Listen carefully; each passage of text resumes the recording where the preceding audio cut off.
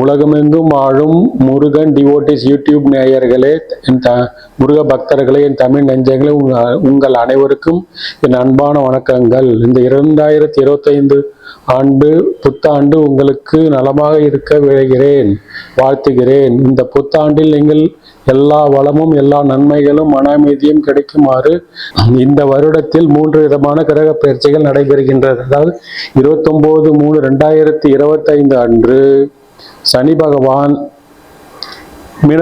மீனராசிக்கு இடம்பெயர்ந்து செல்கிறார். அதாவது கும்பராசியிலிருந்து மீனராசிக்கு இடம்பெயர்ந்து செல்கிறார்.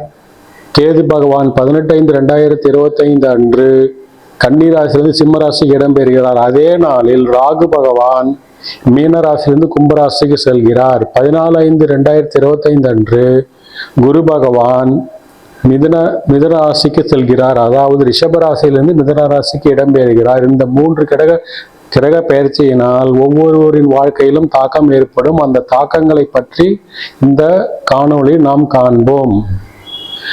மேலும் உங்களுக்கு நான் ஒன்றே கூற விரும்புகிறேன். ஒவ்வொருவரின் வாழ்க்கையையும் பிறந்த கால ஜாதகத்தில் இருக்கும் தசாபுக்தியை தீர்மானிக்குமே தவிர இந்த கோச்சார பலன்கள் தீர்மானிக்காது. இந்த கோச்சார பலன்கள் நான் சொல்வது ஒரு கருவியை தவிர இதை வைத்துக்கொண்டு எந்த முடிவும் எடுக்க வேண்டாம். ஒரு முக்கியமான முடிவு எடுக்க வேண்டுமெனில் நீங்கள் பிறந்த கால ஜாதகத்தில் இருக்கும் தசாபுக்தியை வைத்துக்கொண்டே தீர்மானிக்க வேண்டும். மனதில் இருப்பதை தைரியமாக பேசும் கடகராசி நண்பர்களே, உங்களுக்கு குரு பகவான் 11ஆம் இடத்தில் இருந்து நன்மைகள் செய்து கொண்டிருந்தாலும் அந்த பணம் உங்களுக்கு போதவில்லை. காரணம் என்னவெனில் நீங்கள் அஷ்டம சனியில் இருக்கிறீர்கள். 8ஆம் இடத்தில் இருக்கும் சனி உங்களுக்கு பலவிதமான சங்கடங்களையும் தொந்தரவுகளையும் கொடுத்து கொண்டு இருக்கிறார். மேலும் செய்யும் தொழிலில் எந்த லாபமும் இல்லையே, போட்ட பணம் அப்படியே கிடைக்கிறது என்று நினைத்து கொண்டிருப்பீர்கள். வேலையில் இருப்பவர்கள் தங்களுக்கு வேண்டிய மரியாதை கிடைக்கவில்லையே, என்ன செய்வது என்று இருப்பீர்கள். சில பேர் உற்றார் உறவினரிடம் சண்டை கூட போட்டிருக்கலாம். வீட்டில் அமைதி இல்லாமல் இருப்பீர்கள். தொழிலிலும் அமைதி இல்லாமல் இருப்பீர்கள்.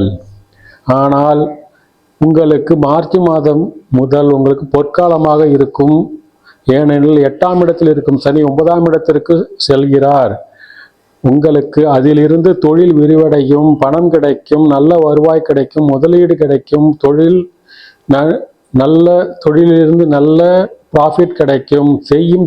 செய்யும் வேலையிலும் உங்களுக்கு நன்மதிப்பு கிடைக்கும், ஊதிய உயர்வு கிடைக்கும், வீடு மனை வாகனம் யோகம் உண்டாகும். ஆனால் 9ஆம் இடத்திற்கு செல்லும் சனி ராகுவுடன் இருப்பதால் தந்தையின் உடல்நலத்தில் மிகவும் அக்கறை கொள்வது நல்லது. மேலும் 3ஆம் இடத்திலிருந்து 2ஆம் இடத்திற்கு வரும் கேதுவால் வீட்டில் சில பிரச்சனைகள் ஏற்படலாம். கணவன் மனைவி விட்டு கொடுத்து போவது நல்லது.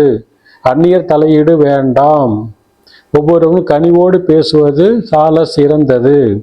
8ஆம் இடத்திற்கு வரும் ராகு குரு பார்வையில் இருப்பதால் திடீர் அதிர்ஷ்டம், திடீர் லாபம் கிடைக்கும். உங்கள் கடன்கள் பைசல்கள் தீரும். தொழிலை விரிவடைய நிறைய பணம் வரும். மேலும் ஆனால் ஷேர் மார்க்கெட்டில் பணம் போடாதீர்கள். சில பேர் உங்களை தேடி வருவார்கள். 100 ரூபாய் கொடுத்தால் 1 லட்சமாக ஆக்கி காட்டுகிறேன் என்று கூறுவார். அவர்களை நம்ப வேண்டாம். உங்களுக்கு முதுகு தண்டு, அடிவயிறு ஆகியவற்றில் தொல்லை ஏற்படலாம். இந்த வருடம் உங்களுக்கு பொற்காலமாகவே இருக்கும். குழந்தைகள் நன்றாக படிப்பார்கள், நல்ல மதிப்பெண் பெறுவார்கள். ஆனால் குடும்ப விஷயத்தில் மட்டும் கொஞ்சம் ஜாக்கிரதையாக இருக்கவும்.